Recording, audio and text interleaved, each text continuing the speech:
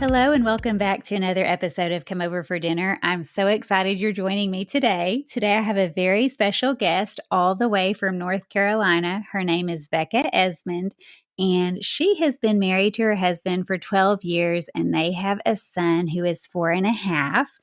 And they adopted him after doing foster care, and they continue to do foster care. Currently, they are caring for two babies, one who's 15 months and another one who is 4 months old. So she has her hands full, and we're going to hear a little bit more about that, how she got started, and just all her different takes on hospitality. So welcome, Becca. Thank you for having me. So tell us a little bit more about yourself and how you and your husband got started doing foster care. Yeah, so my husband and I, we both went to New St. Andrews. So we actually met in Moscow and got married in my senior year. I was halfway through my senior year when we got married. And then we lived in Moscow for quite a few years and hoped to have children. That was, never came the way that it often does. We moved to North Carolina to be closer to our families in 2017. It's kind of the middle of my family in Virginia and Simon's family in Georgia. And eventually, so Luke actually, I'm going to say, so Luke was not adopted through foster care. We were actually asked to adopt him. So he predates our foster care journey. Okay. A close friend of my mom's, it's just amazing. It's called a private adoption, I think. We were just asked to adopt him before he was born. So I was actually in his birth. Oh, that's his birth neat. mother was wonderful. So we had thought about foster care before that, but I realized when we'd been wanting children for so long, to have children come and leave was not really a great plan when there was nobody that could stay. Mm-hmm. But the Lord just sent us Luke. We had not started to pursue adoption at that point. It just seemed so daunting. It's so costly. But once Luke came, we adopted him. Yeah, his adoption was finalized in 2020. It took kind of a while just because of that craziness of that year. But then the next year, we desired to have more children in our home. And I sometimes look back and think, why did we jump into foster care when he was so little? But the reason was he turned 1 and he was born on Christmas Eve. He's the best present ever. Oh, that is a great present. Yes, I know. You couldn't make it up. Yeah, it's so fun because now he'll say, my birthday is Christmas Eve. He knows that's when his birthday is. We decided to get licensed the following year in 2021 because everything was still online in our county for the licensing classes, which are I think it's 30 hours of classes. And so since we had Luke, we didn't want to have to figure out childcare. I was like, well, hey, if we get licensed now, we can put him to bed there in the evening. We had friends that would come watch him for that first hour, and then we would put him to bed and finish our class time. So we got licensed when he was I think he was 18 months. And our first kids came to us when he was 20 months. Oh, so wow. that was one of the wildest rides of my life. I can imagine. Our first placement was a 3-year-old little girl and her. Yeah. So he was just 20 months. And then the first placement we had was a 20-month. Sorry, he was 20 months. Then we got a 3-year-old little girl and hit her newborn baby brother. So instead of, making the transitions 1 to 2, we just went 1 to 3. And yeah, the Lord did a lot of sustaining through those 10 months that we had. And you were a first-time mom and doing 3 at once. It was pretty wild, but that was, yeah. So that is kind of the beginning of our foster journey. And then we've had a little girl last year, and then that went with her family, and then the 2 babies we've had now, we've had this year and last year. So a baby every year. It's been pretty busy since we got licensed. There's a big need in our county. I mean, I think there's a big need everywhere, but our county I can imagine. Yes. Our county is small. We're up in the mountains of North Carolina. There's a lot of homelessness and drug abuse issues. And so there's just not a ton of town families and a county that has a lot of needs. So it's been busy. Well, a couple of questions. The first one about the adoption. A lot of people, when they think about adoption, look at it as very daunting because of the cost. Was the private adoption more doable than an agency adoption? Is the price less, or was it still just this huge amount of money that you had to come up with? It is a lot less because I guess I'm assuming because you're not paying an agency. So our situation was very unique because we were sought out. I've met other people that have had this experience, but that we were asked to adopt him. So there wasn't that agency fee. So we were just paying we were told get a home study. So we just found a agency that could do a home study. And then we paid our legal fees. Mm-hmm. We were so blessed by family that helped with those. So it was still in the thousands of dollars, but it wasn't, I think if you Google, what does adoption cost in North Carolina? I think it's like $30,000 or $40,000. So it was nothing compared to, it's mind blowing. It's very crazy. It should not be that I way. know it is discouraging, but Yes, you would think in order to help children, they would find a way to do it yeah, different. I know. But I do know, that the Lord does provide. And I think when people, when the Lord has that, he provides for that as well. So I know somehow people Yes. manage to do it. But yeah. Yes, there's a lot of people that do fundraisers and family and friends jump in to try to help, and they come up with the fee. Yeah. So that is wonderful, but it is a shame that it Yeah. is so cost prohibitive for families who would love the children, provide them a good home, and just the cost is so much that it's almost impossible for some people. Anyway, Yeah. going back to foster care, that is such a needed thing, like you mentioned, especially in some places, there's just a high need for it. One question that I would have with foster care is how do you take those babies in and then give them back? Obviously, you do want them to be reunited with their families if that's possible, if it's a good place for them to be. But that would be so difficult emotionally. So, how do you view that? How do you handle that? Yeah, I get this question a lot. And I think it's a variety of things. I think with some of the children we've had, I've not had them from infancy. And so for me, I don't feel like you have that bonding time. I think it's actually harder. Okay, sorry. Speaking of babies, somebody is screaming and lost her passies. We'll It's have to pause okay. for a sec. I'll be right back. Oh dear. We're back. All right. Yes. Okay. She's quiet now. She wanted to be a part of the podcast. Yes. She would be a great podcaster. She has a lot to say. She sounds a lot cuter than I do. Yeah. I guess I can just jump back into the question. For me, I think the main thing is there's so many elements to this.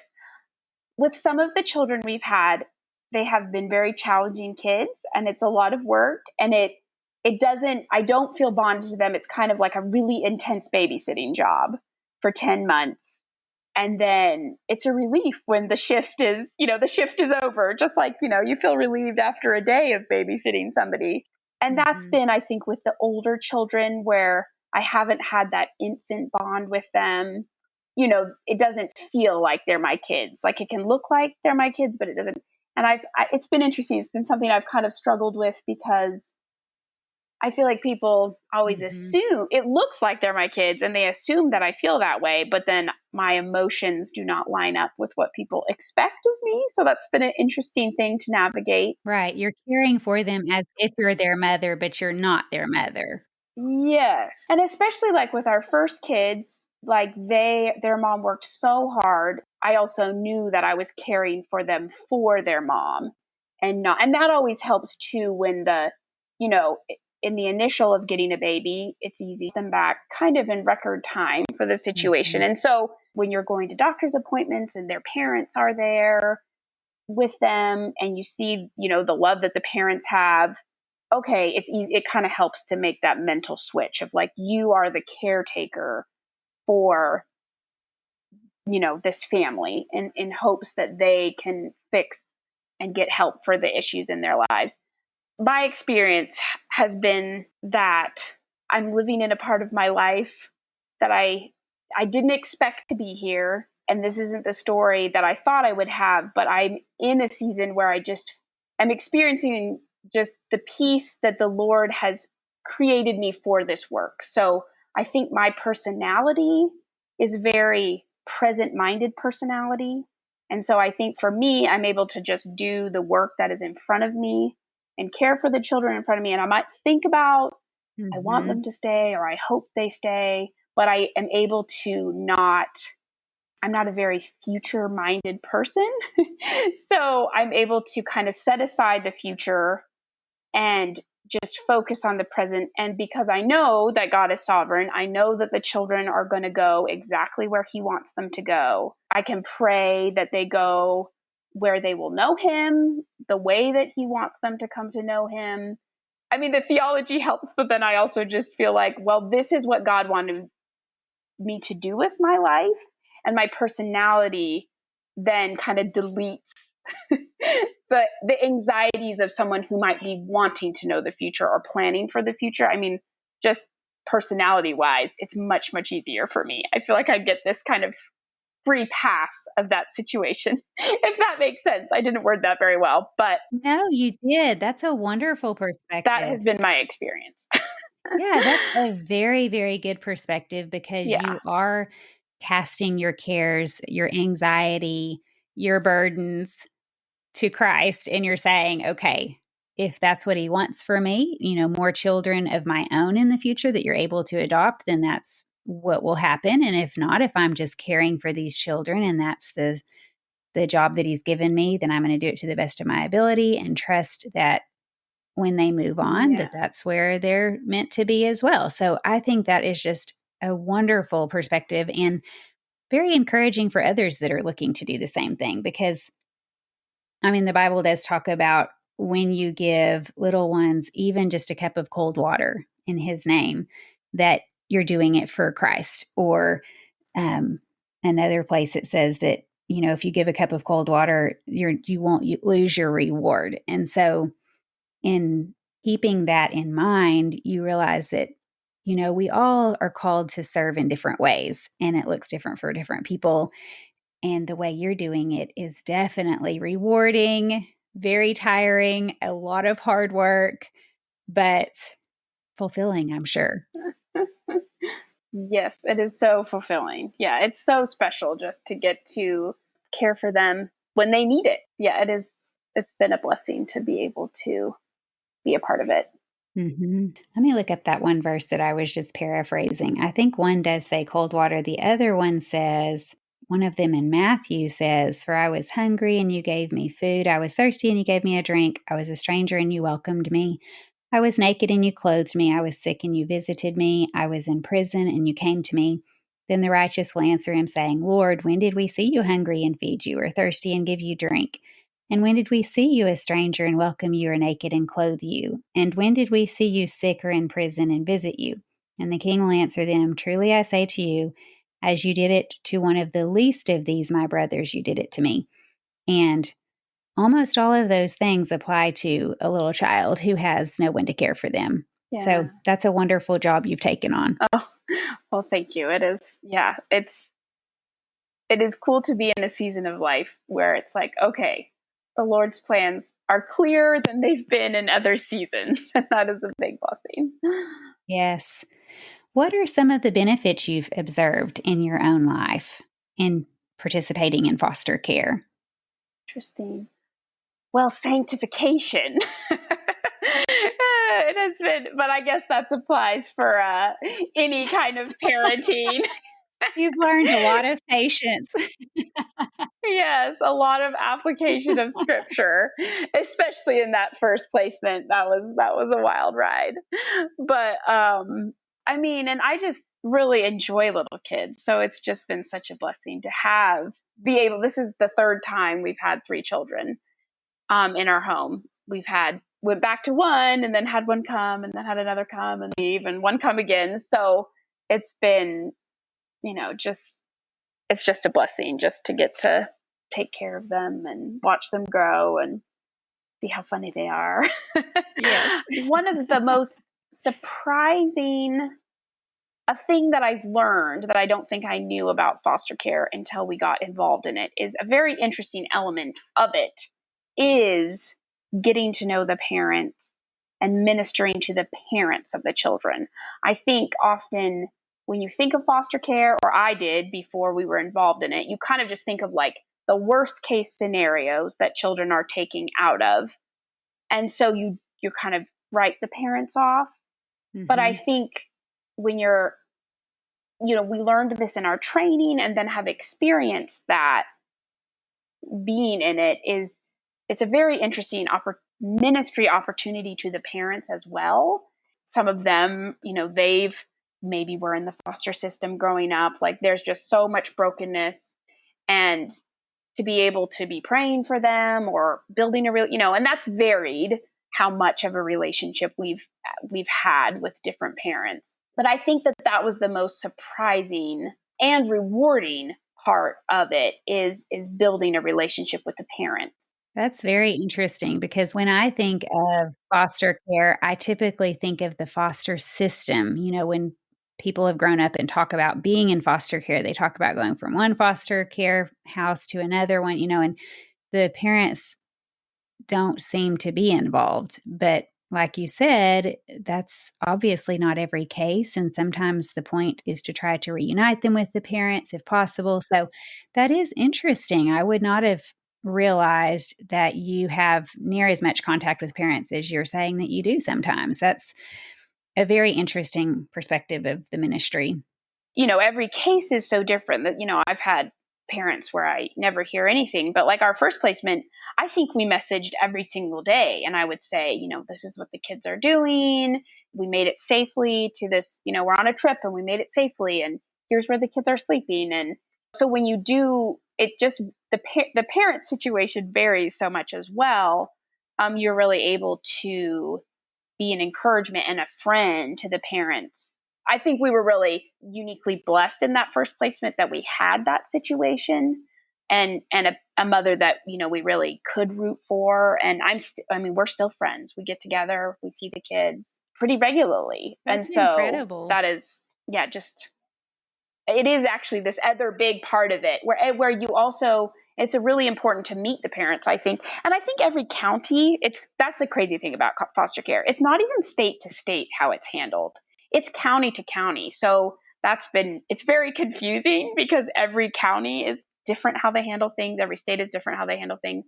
But in our county, we've always met the parents very early on. And that really helps them I think there's like horror stories out there, both for the parents, like where they are worried about their kid, where their kid has been placed. And so being able to reassure them that their child is somewhere safe and being well loved and well taken care of is like a huge benefit to them. So that's always, I don't know, that's a really exciting part about it. I always like when we have a new placement, it's exciting to meet the parents. It's kind of scary and kind of stressful, but it's also an exciting part of it, of like being able to, we've just seen the peace that they have when okay, like when they meet you and they can tell, and like if we go, we would take like our son with us. So they would see, okay, here's your son that you're caring for. It just really shifts something in them where they can really trust you, and just kind of changes the dynamic, I think, once you can meet them and reassure them. So, yeah. Oh, that's so important. Speaking of how foster care ties into hospitality, it's exactly what you just mentioned. I mean, when we talk about hospitality on this podcast, we're talking about inviting people into our homes and ministering to them, showing them love, caring for them. And everything you just said does that for a child who needs it the most. You're providing a safe and welcoming environment. You're meeting their basic needs and you're caring for them in all aspects of life 24 hours a Yeah. day. Yeah, it's pretty. Yeah. What could be more hospitable than that? Yeah, it is pretty That's pretty intense full hospitality. spectrum hospitality. Yeah. And it applies to the part of hospitality that we're called to do towards those who cannot repay us. So obviously, we can get together with friends and family, and that's a part of hospitality and a really fun part. But there's also the part where you're reaching out to people who need that in their lives, and you're not doing it because you think you're going to get a return invitation or a payback in any way. I mean, a foster child nor their family can provide that, but you're just giving it out of the kindness and love in your heart. So that's just a really wonderful thing. Speaking of hospitality, when you're inviting people into your home, you're obviously taking care of three little children at the same time. Tell me some of the things you might serve, and then we'll jump into some tips about how you do it with three young ones. All right. Yeah. Well, something that I've been making a lot lately. Actually, this meal works. I have been utilizing this meal way too much, but it works for a lot of things. It works great for taking meals to people when somebody's had a baby or is sick. I've used this meal and people have been like, please give me the recipe. That was so great. So I know it's a good recipe. It's just a crock pot recipe. I love some crock pot recipes with little people. Well, now I'm excited to get it and post it. Yes. And it's, nothing fancy because it's the crock pot, but that has been, it's so helpful. Like even on Sunday, I wanted to have it ready after church because it was crock pot. I think it's called honey glazed apple pork loin. I have to give credit to my husband because actually That he sounds really, delicious. yeah, he really likes apples and pork. And he was like, please, can you find an apple and pork recipe? Because I'd made some apple and pork things, but I was just kind of making it. It was not like anything to write home about. And so I found this recipe. It's just definitely become like a regular just for us. And then a pork loin's pretty big, so it works really well to make for company or, like I said, to take as a meal to someone. And so, like Sunday, when I wanted to make it, I just made it Saturday night. It's yummier if it sits and is seasoned overnight. And then I could just throw it in the crock pot. My crock pot, I think they mostly do this, come apart, where I can keep most of it in the fridge and then throw it in the cooker part in the morning. I just do it on high for an hour before we leave to church and then turn it to low so that it can slow cook for the rest of the morning. And that has been, yeah, I just need to remember that I don't give it to the same people or feed it to the same people because I've been making it so much. Right. Family comes over and 3 times in a row, you're serving your Yeah. special crock pot pork. Yeah. I'm sure they Apple wouldn't mind. pork It loin. sounds Yeah. delicious. Also, yeah. Yeah, that's true. And they wouldn't have had it for a while. So you could make the same thing for people. It's not like, unless you had them 3 nights in 1 week, which is unlikely, Well, you'd be safe. or if they've asked for the recipe and they're like you, who they've started making it all the time. Yeah, If that's true. if you've handed the recipe out, then you may have to cross it off of that list for those people coming over. That's true. The other thing that's great about this recipe is that it just works for a lot of people, even if you have allergies that you need to deal with. My husband has ulcerative colitis, so maybe 10 or 11 years ago, we changed a lot how we would eat to help him with that. And so we're mostly gluten-free, mostly dairy-free, and so this recipe is, well, it has butter in it, but even some people who don't do a lot of dairy are still fine with butter. And sometimes when I'm still feeling stingy, I just don't put the butter in because it's a whole stick of butter and that seems like a lot. But all that to say, it's really easy to modify if you're taking to somebody that is dealing with food allergies, or we go through different seasons in our home of trying to cut different things for different health issues. And so that's another great thing about this recipe is that it's so yummy and so simple, but is really easy to make. Or even if you don't know if people have allergies, but want to have something prepped that is probably going to be fine for most allergies that people are trying to deal with. That's the other really great thing about this recipe. Yeah, that's a great recipe to have in your arsenal. Yes. Everybody has their favorite go-to for company coming over. This needs to go into my rotation for sure. I mean, this sounds delicious. If anybody wants the recipe, it will be on comeoverfordinner.com. So head there. It'll be in the index and under pork, and then also under her blog post. That's found under recipes. I'm not sure why I labeled it recipes. I should label it something different. I mean, the recipes are there, but maybe I should put blog post or something. But anyway, it's in both places. Do you serve anything with the pork? What else would you serve to make it a complete menu? Yeah, so it's really good with sweet potatoes. I'll do them either whole baked. I think just like the sweetness of the pork and the apples and the sweetness of the sweet potatoes together is really yummy. And sometimes, so if I'm taking it as a meal, I've done like mashed sweet potatoes because it seems a little funny to take somebody like a charred, blackened, shriveled sweet potato. I think I may have done that before, but I also have done, yeah, like a mashed sweet potato with it.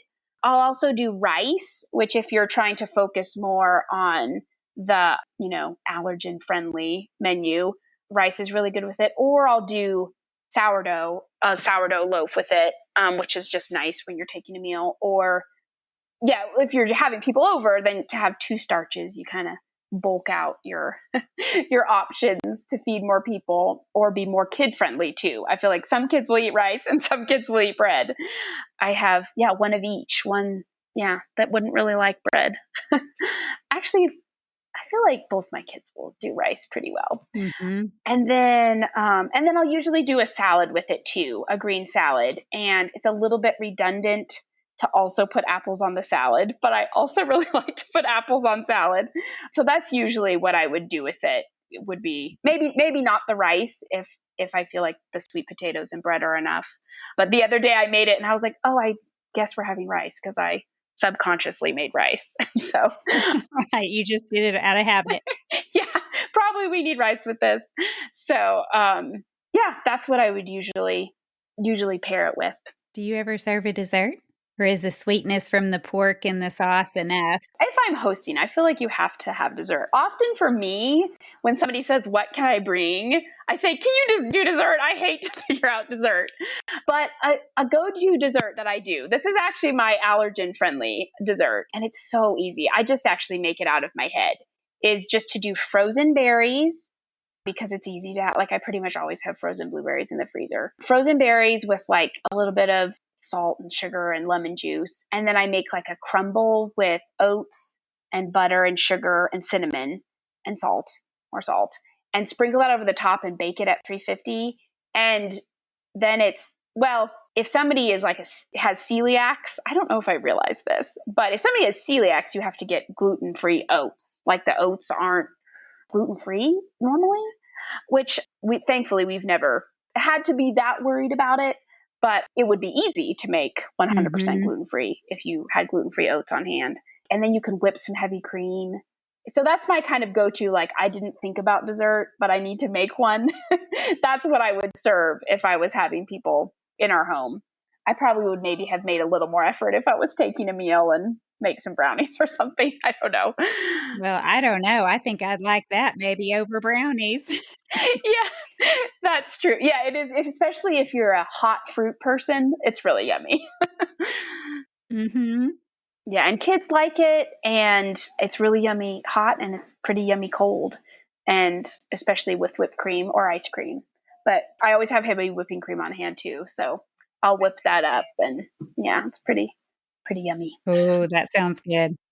Yeah, that sounds very easy. Do you usually use frozen blueberries or a mixed berry or just whatever you decide that day? Yeah, kind of whatever. I have done a mixed berry.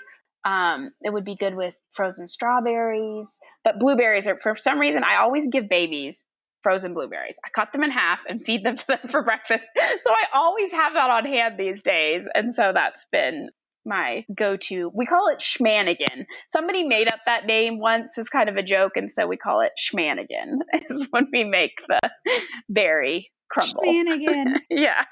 That's pretty great. Yeah. It kind of fits. I don't know. You know what it means. And you don't have any set amounts, you just kinda do it by sight? Yeah, because you could make it bigger. I make it in a pie plate, but it's kind of like a handful of this. Yeah, it's just kind of, I guess I could make up I'm not really a measurer, which is, I think, why I'm not a baker, because you do have to measure when you bake. Right. But I think this is my cook's, just kind of winging it. It's a winging it sort of dessert, which are harder to come by, I think. This is your artistic side. Yeah. You're not being scientific. You're being an artist, flinging those blueberries around. Yeah, exactly. Throw some lemon peel in there if I'm really taking it up a notch. Yeah, but it kind Ooh, of that just sounds works. good. Yeah, sometimes it's more lemony, sometimes it's more salty. Oh, sounds so good. Before we move forward, a big thank you to the sponsors for supporting today's episode. Are you searching for hands on activities to help your kids explore the practical side of science? Look no further than your kitchen. Inquisicook blends food science and culinary arts into an engaging program that puts delicious food on the family table. Let Inquisicook do the teaching with lesson videos, reliable recipes, and assessment tools that put students on track for success. Their online platform is easy to navigate and optimized for mobile, so the learning experience can move from the classroom to the kitchen without a hitch. Inquisicook turns curious students into intuitive cooks, not just recipe followers. Say goodbye to the tyranny of the ingredients list and say hello to utilizing what's in season, what's on sale, or what's in the fridge. Visit inquisicook.com to view sample lessons, then check out the recipe gallery to see just how crave-worthy science can be. Today's culture shifts like sand, but New St. Andrews College is established on Christ, the immovable rock. The college is a premier institution that forges evangelical leaders who don't fear or hate the world. Guided by God's Word, equipped with the genius of classical liberal arts and God-honoring wisdom, with a faculty dedicated to academic rigor and to God's kingdom, New St. Andrews College offers an education that frees people. To find out more, visit nsa.edu. Do you have any particular shortcuts or time savers you use to make this? I mean, the crock pot obviously is kind of the number one. If you get it prepped early and just get that crock pot going, that's pretty easy. But do you do anything else to prep ahead of time? If I wanted to do the mashed sweet potatoes, I probably would want to bake those the day before so that I could just, peel them and blend them up. I feel like I probably only kind of do time saving short recipes anyways. So I think the main thing is that it can so easily be made the day before. And it calls for honey. It's also really easy to substitute. It calls for honey. Sometimes I'll do brown sugar. It calls for thyme. Maybe I don't have thyme, I do rosemary. I think it's just so simple. There's barely any any shortcuts to take. Oh, I love that. Oh, I would say I do have one other shortcut I thought of. One other shortcut just on the whole menu. Because sourdough, you have to remember, that kind of takes some timing out. Did I feed my starter? Did I get everything mixed in time? But I do an artisan bread. Actually, you've had Michelle Dickinson taught me this recipe. I know she's been one of your guests, and Yes. it's just a bread you mix up day of. I think it's just called artisan bread. I don't know. And that you can make day of. And so if you didn't think ahead and you need something by the evening, I think it only needs to sit for maybe 4 or 5 hours. So I would make that bread if I didn't prepare ahead to do sourdough. That's a great recommendation. How do you prepare for people coming to your home? Do you have any advice for people who are a little bit nervous about getting everything ready, especially when you have small children? I guess my main advice would be to just do it. I think, it's easy to think it needs to be a certain way, but I think people are just happy to be invited over. I mean, I do try to make sure that it's tidy. I hope that I remember to check the bathroom. That hasn't always happened in recent times, but I think that it's worthwhile to do it, even if everything isn't quite perfect. You don't want everybody to have to bend over backwards for allergies, but I often will ask that, when I text ahead, hey, do you have any food allergies or anything? I mean, that's easy for me to ask because I feel like I'm so used to cooking for that. So I just know, if they have something specific, I can omit that when I prep. But I don't know. Yeah, I guess just trying to maybe have vacuumed the Cheerios off the floor. I That's don't pretty great know. I advice. don't have any great tips. Probably vacuum the Cheerios is a pretty good tip. Yeah, because you don't want guests tracking those through the house. Yes, you don't want, yeah, that's not fun to have a coating of. Actually, my current eating baby does not like Cheerios, which what baby does not like Cheerios? So our Cheerio, our floor Cheerios have been reduced lately, but I feel like that's often kind of the thing that's scattered about. Right. Okay. So no Cheerios on the floor and try to make it to the bathroom. I Yeah, like it. those would be the priorities, I For a think. last minute cleanup, hit the Yeah, bathroom. yeah. What is your best advice for making people feel welcome when they come into your home? How do you make them feel like they're not interrupting or coming in and you're kind of a little too busy or maybe overwhelmed or, things like that? When you're a mom of little kids, it can kind of feel that way sometimes like, oh, this is just another thing I have to do.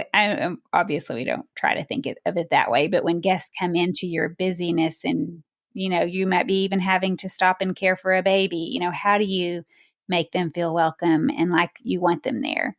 Ideally, you want to step out of the kitchen and not be still, like, oh, I've got to get this food done. And I do want to make sure when people come in that they know that I'm really glad that they came. And I think especially something I found myself doing recently, like with when if somebody comes with little kids, just with the layout of our house is like showing them, oh, this is where the kids room is, this is where all the toys are, because that's really exciting. I guess maybe more often we've had people with little kids recently where you are also showing them hospitality of like the places to play and the things that they can do when they're there, which just also helps where the adults can have conversation while the children are. I don't know, it's always more fun to go to a new house with new toys that are different than yours. We Absolutely. also, yeah, are really blessed in our layout where the kitchen, like you can see into the living room from the kitchen. And so I guess ideally, this doesn't always happen, but ideally also having most things done to where the food is pretty ready. And so I am able to just start having conversation. That's not always going to be the case. A recent time, I was like, oh dear, I didn't even set the table before you got there. Right. Sure. Sometimes there's things to Yeah. do. And I think something I've realized I need to do as well is I feel like people always want to help and will offer to help. And something I've had to realize about myself is I am used to doing everything, you know, on my own. And I'm used to doing it with little people because I'll even have people ask me, to help me to the car or whatever with the kids, is that I can just say yes, or like thinking of things that I can give a guest to do, because I think sometimes, depending on the guest, they actually would feel more comfortable having something to do.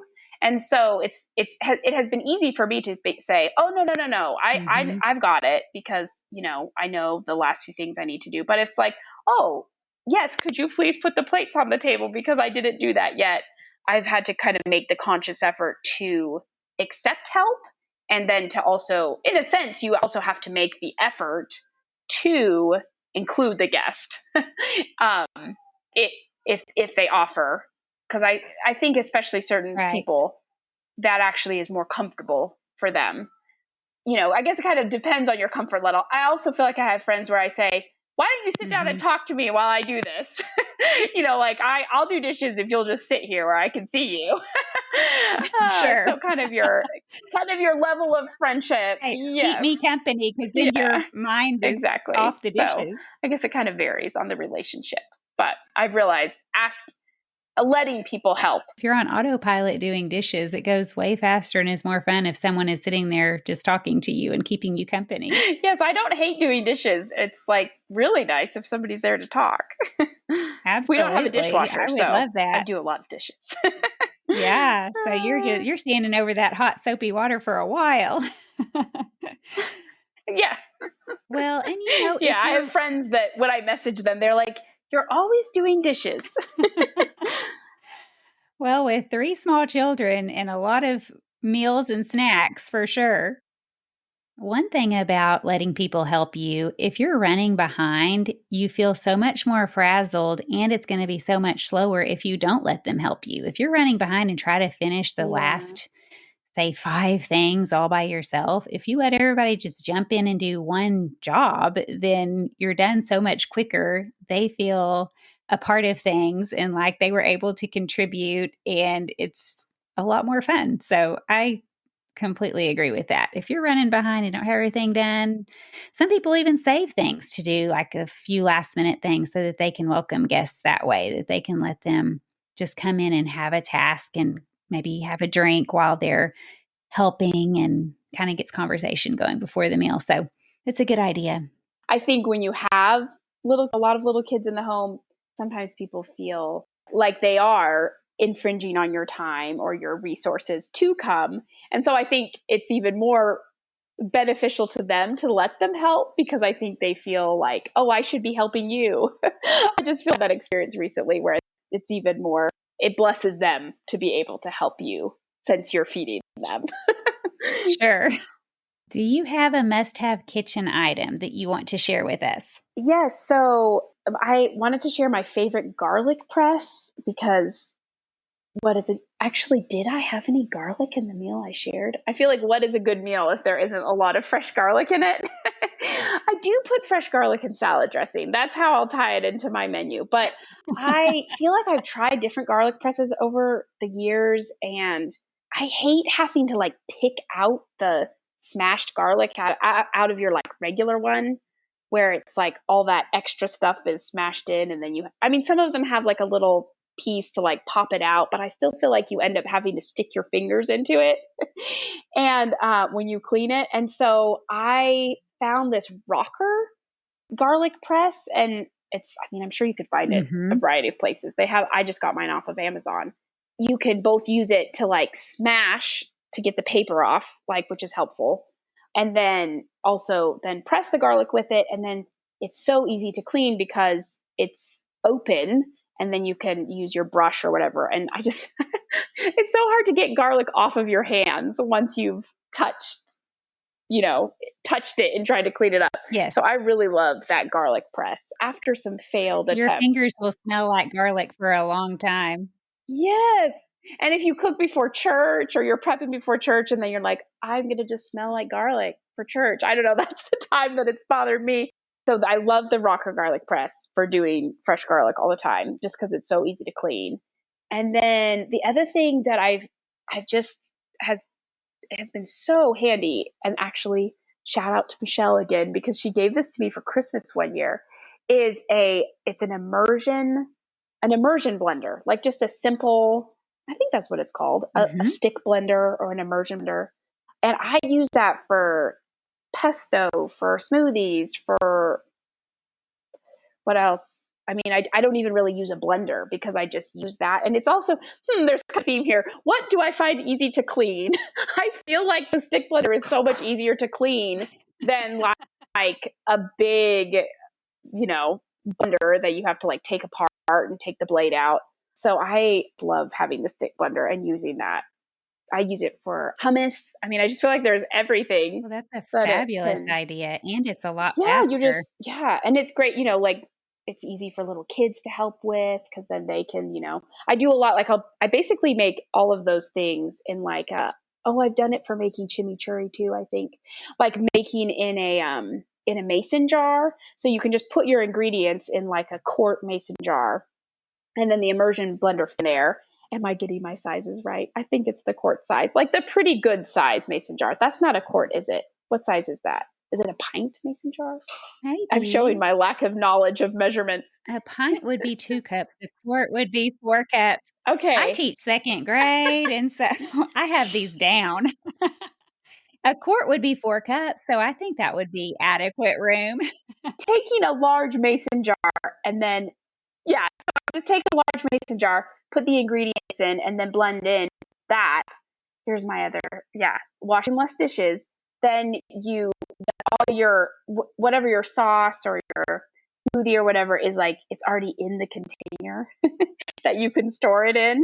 So that's, I guess, the other advantage of using the immersion blender to make all those various things. That is a great tip. Do you have a story from all your years of hospitality? It can be serious, funny, a horror story, anything you want to share. Well, I was trying to think of something. I was having a hard time thinking of a funny story, but I do have this is goes back to foster care, and this is actually like connected to clothing. Getting a child set up in our home that didn't come with any she didn't come with any clothes. It was our first placement. The first day, she had come at maybe 11 o'clock at night. She came in the middle of the night. It was very crazy. I think I got 1 hour of sleep last night because we had picked up the newborn midday, and I was already, oh no, how much am I going to sleep with a newborn? And then the 3-year-old came in the middle of the night, and that was, I mean, it was an intense night. I think I slept about an hour that night. And we had two babies in our room. Like the 3-year-old was in our room and the baby was in our room because I don't know, we didn't know what to do. And so Simon went to buy her some shoes, but we'd never had a 3-year-old before. We didn't really know what size of shoe 3-year-olds wore. And she didn't have any shoes, so we didn't have anything to compare to. So he just bought a couple pairs of shoes at Walmart. And then we were like, okay, this pair fits her. And I was like, okay, I'm going to go get some more stuff. And I take her with me. So Simon has the little boys and she goes with me to Walmart. And, we're going to the returns to take back the two big shoes. And this lady starts talking to us. And I think she says something like, oh, are you here with your mom or whatever? And so I said, oh, well, I'm not her mom. I'm her foster mom. Or I don't know how I worded it, because I knew she, this little Mm-hmm. girl knew that I was not her mom. I had just met her the night Right. before. And then Yeah, you don't want to be the saying, yes, lady I'm is her like, mom. yeah, right. Because, she knows exactly who her mom is. And so then the lady asked me like, oh, well, what is her name? And I, for the life of me, like just could not remember what her name was. Like I had learned it a few days You just before. blank. I just went completely blank, which is probably not a great look to be with a child at the grocery store whose name you do not know. I Oh, just no. sort of like looked at her, and then I was so thankful because something had already been said about foster care, which was very helpful, because then she just totally covered for me, because she said, oh, I know there's confidentiality, and so she just thought that I was being careful, which was great, because I would have said her name if I remembered what it was. Sure. But I feel like that was just kind of this, I guess, just kind of encapsulates sort of the wild ride of of a first foster placement, where like I literally can't even remember what this child's name is at the grocery store. So Well, and I love how gracious the lady was that yes, was asking. She very quickly realized or thought, well, yeah, maybe it's yeah, something I shouldn't have yeah. asked, and gave you the benefit of the I did doubt. get very lucky there, and then That is a wild story. To receive a child in the middle of the night, yeah. have no sleep. Yeah. And it was a distinctive name, so it was like I was not really used to it yet. Sure. Yeah. If I had had 1 hour of sleep, I don't think I would have remembered my own name, much less someone who had come the day before. Yeah. Yeah. Oh dear. Yeah. Somehow we made it. The Lord Right. provided.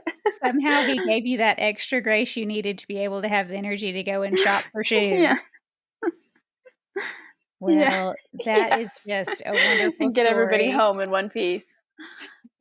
Oh, actually, there's a funny end part of that story I'm going to tag on, because there's a kind of a food part of this. So one other funny thing about this Walmart visit, because this ties into food as well, is very interesting to try to figure out what a child will eat when you're just jumping in, you know, you don't have any idea of their likes or dislikes. That's always something that's interesting to ask the parents, a way for them to contribute. What does this child eat, or what do they like to eat? And you might not want to feed them what they like to eat at home, but you might have to work with that, because if they've only been eating junk food and you need them to eat food, you might have to do some junk food. But this little girl loved those chocolate eggs. I'm trying to remember what they're called, Kinder eggs. Oh, And they have a yes. little toy in the inside. And that was just her favorite thing. And so it was that first day, and she's just had this wild, the wildest night of her life coming into our home. So she asked for a Kinder egg. So I was like, okay, sure, we'll get you a Kinder egg. And then she says she wants to get one for Luke, which was really sweet. So she wants to get one for him too. They've just met in the morning. And so we get them both a Kinder egg. And we drive home from Walmart. And when I open the door and look at the car seat, she has consumed both Kinder eggs and is just covered in chocolate. Like her face is covered in chocolate. And so we realized when she got home, well, a Kinder Egg did not make it home for Luke, but I guess she was able to have a good She treat wasn't able to on the resist way home from temptation. Walmart. At 3, she just Yeah. couldn't quite have The Kinder Egg was definitely her. I think self-control. yeah. I don't know what shows that, how much I knew about a 3-year-old being like, oh, yes, you can hold both of these chocolate eggs in your car seat on the way home.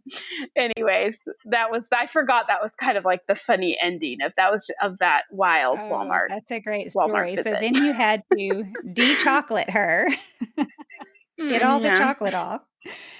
Oh, Yes. so funny. Yeah. Kids Yes. they make the best stories.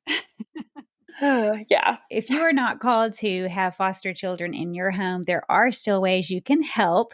If you know of a family who hosts foster children in their home, you can jump in and help with those supplies. I know there's a lady in our church, she's been on the podcast before, Nicole Marines. She coordinates supplies for foster children in the community, and they have in the past done Christmas stockings, and currently she is coordinating a back to school supply drop off so that the children can come and shop for their own school supplies. So people donate supplies, and then the children come pick out a backpack and pick out supplies to put inside, because it's a little more exciting to pick out your own color and style and all of that than just being handed Oh, yeah. backpack and supplies, which is also a That's really awesome. great thing. So if you know someone who hosts foster children, consider asking them, what is it that you need? How can I help? Whether it's clothes, shoes, maybe coordinating a supply drive through your church, or a food drive, or signing up for meals when they first get a child. That's another thing that's happened. Another family in the church has had foster babies come into their home, and for the first week or two, people will bring them food as if they've had a new baby themselves, because it is the same process of losing sleep, figuring out a child's schedule, and all of those things that a brand new mom who just delivered a baby would go through. And so that's also a wonderful way to minister to those families.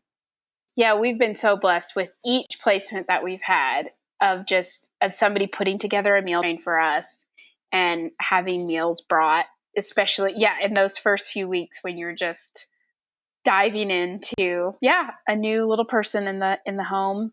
And we have been so blessed by that. That's wonderful.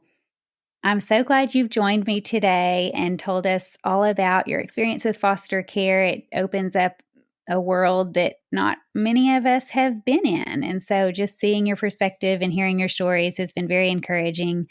And I'm really excited about trying your recipes as well and looking up your recommended items. I think I need both of those things. Well, yeah, thank you so much for having me. I definitely love to talk about foster care, and thank you for having this conversation. Until next time, bye for now.